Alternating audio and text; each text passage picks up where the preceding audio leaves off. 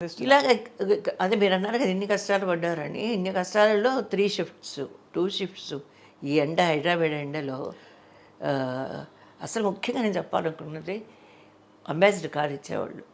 ఇక్కడి నుంచి Ramoji film city వరకు ఎండలో. మధ్యలో ఒక రసమన్నమో, పెరుగన్నమో కలుపుకొని స్పూన్‌తో తిని కళ్ళు మూసుకొని ఏసీ కార్‌ని అడుగుదామనే ఆలోచన కూడా లేకుండా పనిచేశాను. ఏసీ కార్లు అప్పటికి వచ్చాయి. ఏసీ అంబాసిడర్ కార్లు. కానీ అడిగేదాన్ని కాదు. ఎందుకో అది కూడా తెలియలేదు నాకు. తర్వాత ఆ!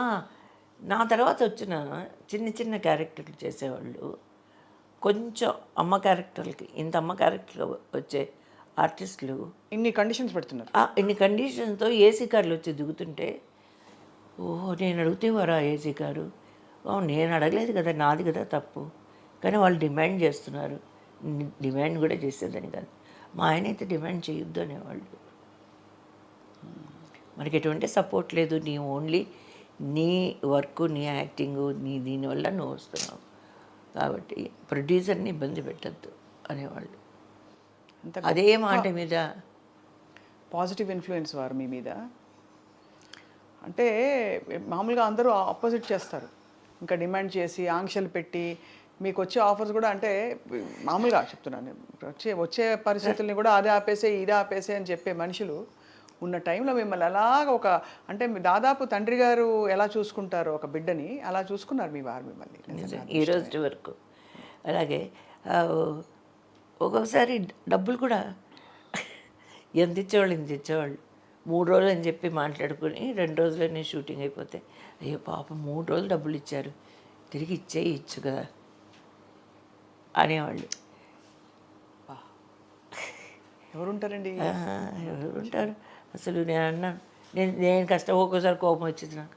నేను ఇంత కష్టపడ్డాను 3 రోజుల కనే కదా నేను మాట్లాడుకున్నాను, ఏం పర్వాలేదులే, మనం ఇదే 4 రోజులు చేస్తే ఒకరోజు డబ్బులు ఎక్స్ట్రా ఇస్తారా? ఇవ్వరు కదా అనేదాన్ని. ఒకసారి కృష్ణ గారి డైరెక్షను, గోపి మేనేజరు, అలర్జీ వచ్చింది నాకు. ఏదో ఫుడ్ అలర్జీ వచ్చింది, చేతులంతా వాచిపోయాయి. నా వల్ల కావడం లేదు. ఆ అబ్బాయి వచ్చి పైన బెడ్రూము మా చెన్నై ఇంట్లో, అమ్మా ఎలాగైనా రావాలమ్మా. కృష్ణ గారి డైరెక్షను అండ్ హీరో పేరు జ్ఞాపకం లేదు. చాలా సినిమాలు చేశాను కృష్ణ గారితో కూడా. ఆయనే డైరెక్షన్ అంటే ఎలాగా రావాల్సిందమ్మా, రావాలి అన్నారు. నేను చెప్పాను, చూడు బాబు ఇవన్నీ చేతులన్నీ ఎర్రగైపోయాయి, ఇక్కడంతా ఫేస్కి వచ్చేది కదా అలర్జీ వస్తాను నాకు. దేవుడు ఆ కష్టాలలో కూడా చూసి ఇచ్చేవాడు కష్టం అంతా.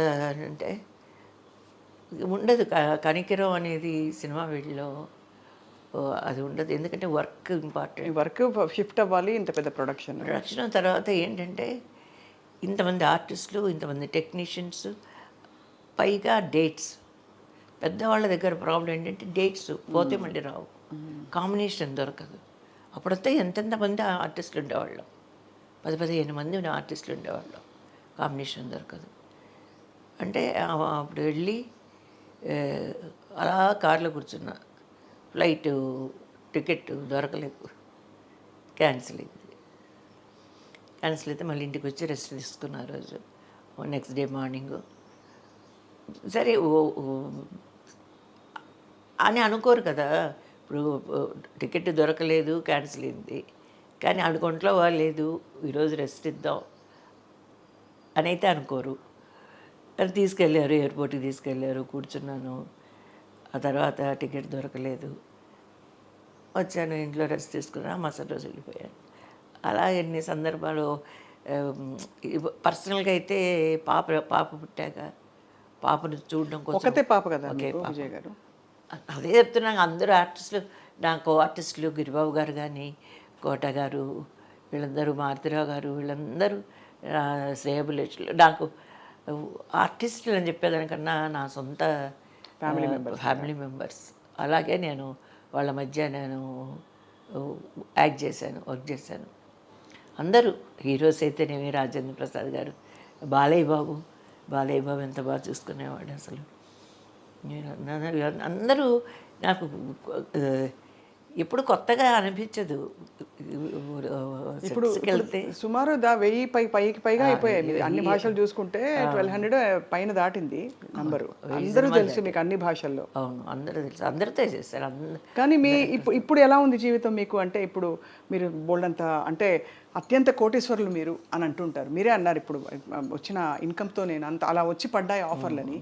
సో ఈ డబ్బులు కూడబెట్టి మీకు కోరికలు కూడా లేవన్నారు పెద్దగా, చీరలు నగలు? ఏమీ లేదు, అది కూడా మా వారే సంవత్సరానికి ఇది నువ్వు ఇంత కొనాలి బంగారు అంటే అలా కొనేదాన్ని. అది కూడా డిక్లేర్ చేసేవారు. కానీ ఇప్పుడు మీ కోరిక ఏమిటి లైఫ్లో అసలు? What do you want? ఇప్పుడు విజయ్ గారు అంటే అసలు అందరికీ తెలియని వాళ్ళు ఉండరు. దేశవ్యాప్తంగా సినిమాలు చూసే వాళ్ళందరికీ తెలుసు మీరు ఆర్టిస్ట్గా, నాట్య కళాకారిణిగా, డాన్స్ లవర్స్కి తెలుసు. వాట్ ఈజ్ యువర్ డిజైర్ అండి? నాకు నా ప్రేయర్స్లో కూడా ఓపెన్గా చెప్తున్నాను, ఆరోగ్యంగా ఉండాలి ఫస్ట్, మనశ్శాంతిగా ఉండాలి. ఈ రెండే నా కోరికలు. నా చుట్టూ ఉన్న వాళ్ళందరూ హ్యాపీగా ఉండాలి. నా కళ్ళ ముందు మా ఇంట్లో వాళ్ళకి ఎవరికి ఏ హెల్త్ ఇష్యూస్ కానీ అపాయాలు కానీ ఏవి జరగకూడదు. అవన్నీ నేను చూడకూడదు. మీరు దేవుడు రోజు దండం పెట్టుకుంటారా? రోజు మార్నింగ్ నైట్. ఏ దేవుడికి? మా నాన్నగారికి. మేము యాక్చువల్గా క్యాథలిక్స్, రోమన్ క్యాథలిక్స్.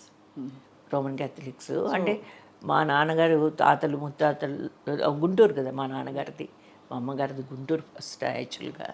తర్వాత వాళ్ళు ఉద్యోగరీత్యా షిఫ్ట్ అయ్యారు, కడప షిఫ్ట్ అయ్యారు. కానీ మేమైతే రాయలసీమ బిడ్డలే అని చెప్పుకుంటాం. అదే ఏం కడపనా మంది అందాం అనుకున్నాను నేను. అక్కడ భాష బాగుంటుంది కానీ నేను అంతగా మాట్లాడలేను. కానీ మా అక్క వాళ్ళు తమ్ముళ్ళు వస్తే ఏరా బాగున్నావా ఎప్పుడు వచ్చినావురా ఏంట్రా అలాగే వచ్చేస్తుంది, ఆటోమేటిక్గా వచ్చేస్తుంది భాష మాట్లాడతా. సో అయితే మీరు అయితే ప్రేయర్ చేసుకోవడం అలాగే మా నాన్నగారు అలాగే. రోమన్ క్యాథలిక్ అంటే విజయ్ గారు మీరు మదర్ మేరీని మొక్కుతారా లేక? మదర్ మేరీని మొక్కేవాళ్ళే రోమన్ క్యాథలిక్. మామూలుగా ప్రొటెస్టెంట్స్ ఆరోగ్యమాత వేలంగణి అమ్మ బెసెంట్ నగర్ చర్చ్, బెసెంట్ నగర్ చర్చ్ అక్కడ పోయి క్యాండిల్స్ పెట్టి చాలా செப்டம்பர் 8 அவங்க ஃபீஸ்ட்டு. இன்னைக்கு ஒரு ஃபீஸ்ட் இருக்கு ஆக்சுவலி. ఈరోజు 11th లూర్దు మాత. లూడ్స్లో వాడు కనపడింది కదా. అవునవును. లూడ్స్లో ఇమాక్యులేట్ అని చెప్పింది అమలోద్భవ మాత అంటే ఏ ఎటువంటి ఇది లేకుండా పవిత్రంగా పుట్టింది అని ఈరోజు డిక్లేర్ చేసిన రోజు. సో ఈరోజు చాలా మంచి రోజు. ఇప్పుడు మా ఫ్యామిలీలో తిరుపతిలో 2 బ్రదర్స్ ఉన్నారు, 2 ఫ్యామిలీస్ కడపకి వెళ్ళిపోయాయి. కడపలో ఈరోజు తిరునాళ్ళు అంటారు కదా, తెలుగులో తిరువిడ అంటారు తమిళ్లో. అవును, తిరునాళ్ళు ఈరోజు కడపలో అందరు అక్కడ ఉన్నారు.